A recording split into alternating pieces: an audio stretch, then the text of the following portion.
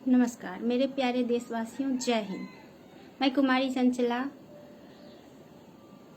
पत्नी स्वर्गीय अमित कुमार झा, जो सीआरपीएफ में 129 बटालियन में 2016 सितंबर तक ड्यूटी किया, उनकी पत्नी हूँ। वो अब नहीं है।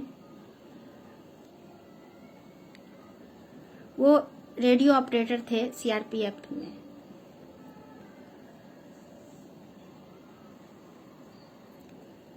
मैं आपसे अपनी जिंदगी के बारे में कुछ साझा करना चाहती हूँ।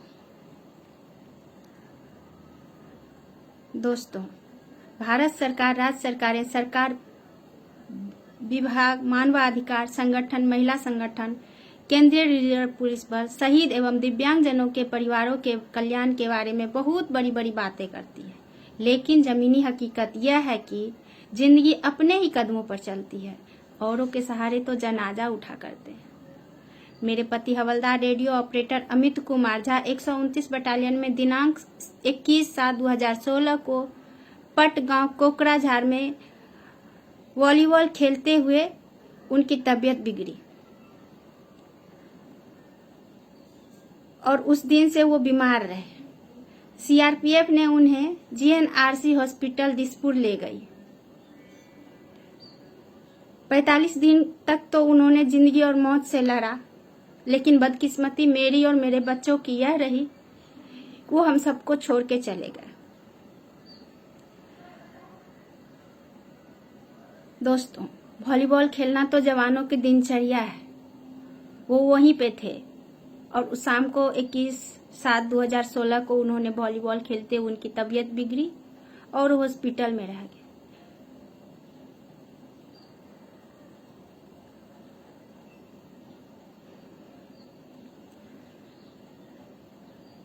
हॉस्पिटल दिसपुर में रखा, लेकिन मेरे बदकिस्मती से वो नहीं रहे।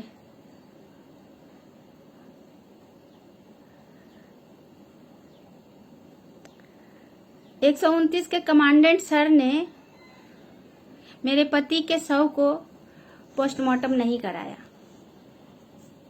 इस घटना को कोर्ट ऑफ इंक्वायरी बताई गई तथा उनकी मृत्यु को ऑन ड्यूटी नहीं माना गया। मैंने इसके संबंध में आदरणीय प्रधानमंत्री जी, गृह मंत्री जी, महानिदेशक सीआरपीएफ बल सभी को प्रार्थना पत्र दिए। अभी तक बहुत पत्र लिखा मैंने, लेकिन किसी ने संवेदनशीलता का परिचय नहीं दिया।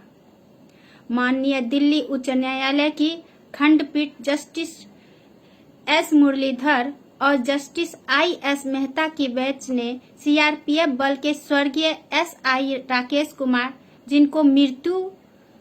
जिनकी मृत्यु 2015 में घर से ड्यूटी जाते हुए रास्ते में हो गई थी, उनको भी ऑन ड्यूटी बताया। मेरे 4 बच्चे हैं, 3 बेटी है, 1 बेटा है। बेटा अभी बहुत छोटा है, अभी उसका मात्र 5 साल उम्र है और मैं भागलपुर में रेंट पे चारों बच्चों को लेकर के रहती हूँ। मुझे मामूली सा पेंशन दिया जा रहा है, उसी में अपना गुजारा कर रहे हैं। इसी में पढ़ाई, कपड़ा, तबीयत बिगड़ जाए तो शादी ब्याह, कितना खर्चा होता है एक आम परिवार में, हो तो आप सबको पता ही है। मैं उसी पेंशन में कर रही हूँ सारा काम। कहने का मतलब यह है कि मेरे पति को ऑन ड्यूटी नहीं दिखाया गया। नहीं दिखाने के कारण मुझे एक्स ग्रेसिया, जो सरकार की तरफ से 10 लाख मिलता है, वो नहीं मिला और पोस्टमार्टम भी नहीं कराए। इसके वजह से मुझे 5 लाख रुपया एसबीआई बैंक से पीएमएसपी मिलना था। इलाहाबाद बैंक से मैं इंश्योरेंस करवाई थी 2 लाख रुपया, वो मिलना था, नहीं मिला। और भी ऑन ड्यूटी दिखाते तो कुछ और भी मेरे लिए फायदा होता, मेरे बच्चे को जीने का सहारा मिल जाता, क्योंकि अब तो वो रहे नहीं। मेरे पति ने 22 साल तक सीआरपीएफ में ड्यूटी किया, लेकिन जब मैं सीआरपीएफ के अफसरों से उनसे गुहार लगाई तो उन्होंने कहा मैं कुछ नहीं कर सकता, आपकी किस्मत और आप जानो।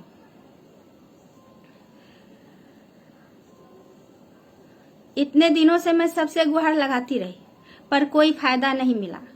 अंत में मुझे लगा कि सोशल मीडिया सबका मदद करती है, तो शायद मेरा भी मदद कर दे। मैं आप लोगों से कोई भीख नहीं मांग रही, परंतु आप लोगों में बहुत से ऐसे लोग होंगे जो उच्च पदों पर आसीन होंगे, वकील होंगे या एनजीओ में होंगे, जो मेरी बात ऐसे प्लेटफॉर्म पर पहुंचा सकेंगे जहां मुझे उचित न्याय मिल सके। कमांडेंट साहब, 129 बटालियन की एक छोटी सी संवेदनहीनता से मुझे 2016 में निम्न वित्तीय नुकसान हुआ। केंद्रीय सरकार से मिलने वाली एक्स ग्रेशिया का फंड, पीएमएसवी से मिलने वाली इंश्योरेंस का फंड और भी जो भी मैंने कराया था वो सब सारी चीज मुझे नुकसान हो गया। दोस्तों, एक आदमी यदि है तो वो कुछ भी कमा करके बच्चे को, बीवी को पाल सकता है, लेकिन जो नहीं है उनकी क्या हालत हुई होगी। और जिन्होंने अपने देश के लिए 22 साल तक सेवा दिया, उनकी वो शहीद तो नहीं हुए, मैं मानती हूँ, लेकिन ऑन ड्यूटी तो थे। उन्होंने पोस्टमार्टम भी नहीं कराया, जिस वजह से मुझे बहुत पैसा का नुकसान हुआ। मैं अपनी नौकरी के लिए भी बहुत प्रयास की आज तक, लेकिन इन लोगों ने कुछ न कुछ कमी बता करके आज तक मुझे नौकरी नहीं दिया। मैं आर्थिक रूप से बहुत तंगी हूँ। और तो और अभी कोरोना के वजह से जो सरकार ने पेंशनधारियों का पैसा भी काटा है और मेरा भी कटा है उसी में से।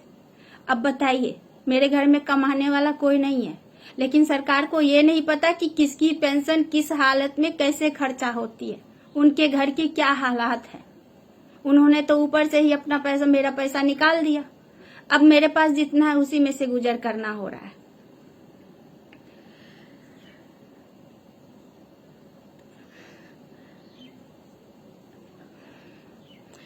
आप लोग मेरे दर्द को समझिए। आपको नहीं पता यह वीडियो मैं कितना हिम्मत जुटाने के बाद बनाई हूँ। मुझे बहुत रोना होता है, कलेजा फटता है जब अपनी पति का मृत्यु के बारे में लिखती हूँ या बोलती हूँ, पर क्या करूँ, मेरे साथ मेरे लेटर पढ़ने वाला या लिखने वाला कोई नहीं है। बच्चे सब अभी नादान है, छोटे हैं। इनकी भविष्य के लिए मुझे ही एक कलेजा पर पत्थर रखकर सब करना पड़ता है। इनके जीवन को याद करने के बजाय मैं उनकी मृत्यु को बार बार बोलती हूँ। ये तो मेरी बदकिस्मती है दोस्तों। बस दोस्तों, मैं इतना ही प्रार्थना करना चाहती हूँ कि आप मेरे वीडियो को जन जन तक पहुंचाएं, ताकि भारत सरकार, राज्य सरकार और सरकारों में उच्च पदों पर जो बैठे हुए हैं, जो भी अफसर लोग, उनके बहरे कानों तक ये मेरी बातें पहुंचे, वो मुझे मेरे हक का